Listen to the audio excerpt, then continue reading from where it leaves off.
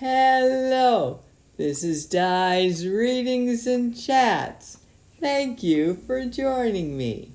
Today, I will be reading a storybook with lots of pictures called Franklin and the Tooth Fairy. This Franklin story is part of a Canadian book series containing 29 books. It has been written by Paulette Bourgeois and illustrated by Brenda Clark. Franklin could count by twos and tie his shoes.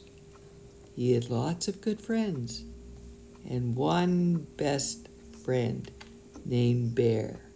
Franklin and Bear were the same age. They lived in the same neighborhood. They liked the same games. But one morning, Franklin discovered a way that he and Bear were different. Waiting for the school bus, Bear put his paw in his mouth and wiggled a tooth back and forth. It jiggled and wiggled, and then, with a tug, it came out. "Look at this," said Bear. "I lost my first tooth." Franklin was startled. There was even a little blood on the tooth. "That's terrible. How are you going to tell your mother?" Bear laughed. "My tooth is supposed to fall out," said Bear. "It makes room for my grown-up teeth." Franklin ran his tongue around his gums. They were smooth and firm and completely toothless. "I don't have any teeth," said Franklin.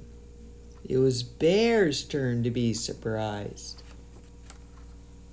Franklin's friends shook their heads sadly.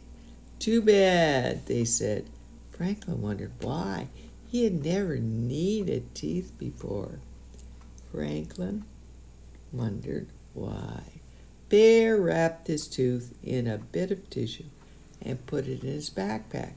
"I need to keep this safe," he said. All the way to school, Franklin wondered why Bear wanted to keep his old tooth, especially if he was going to get a brand new grown-up tooth. Now that was exciting.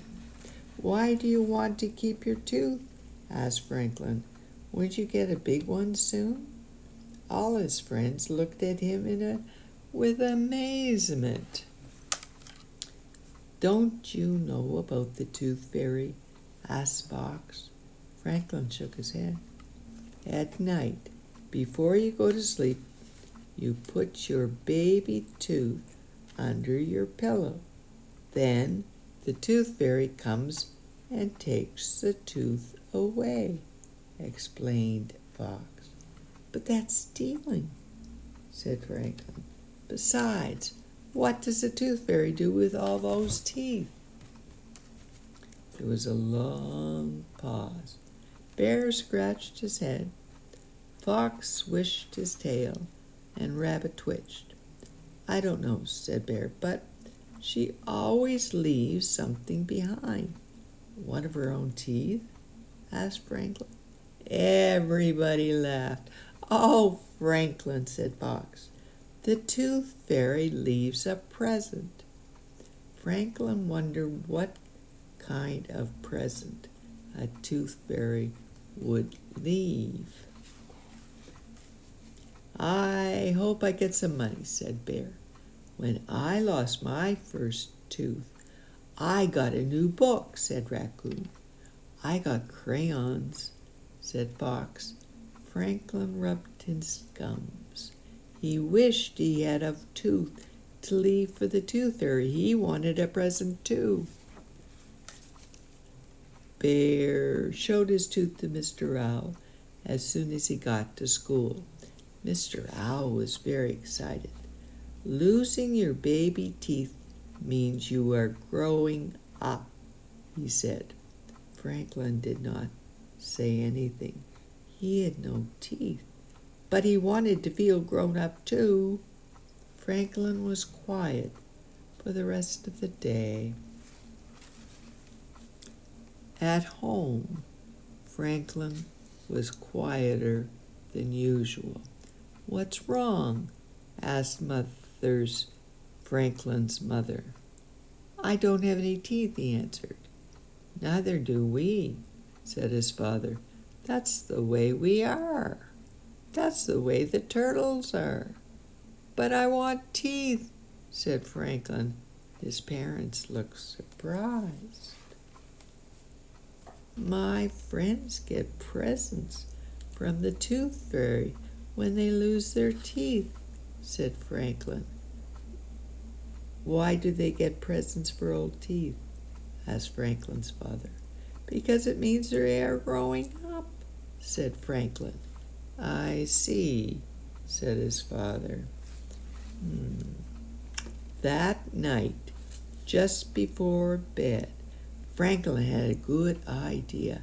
Perhaps tooth fairies did not know that turtles have no teeth. He found a tiny white rock to put under his shell. He asked his mother to help him write a note. It read, "Dear Tooth Fairy, this is a turtle tooth. You may not have seen one before. Please leave a present. Franklin." Franklin woke up very early the next morning. He looked under his shell. The rock was gone, but there was a note instead of a present. He ran to his parents' home. "What does it say?" he asked. Franklin put on his reading glasses. "Dear Franklin, sorry. Turtles don't have teeth. Good try. Your friend, the Tooth Fairy." Franklin was very unhappy until he noticed a big wrapped package near his breakfast bowl. "Open it," said Franklin's mother. Inside was a beautiful book. "Who is it from?" asked Franklin. "From us," said his parents, "to celebrate your growing up."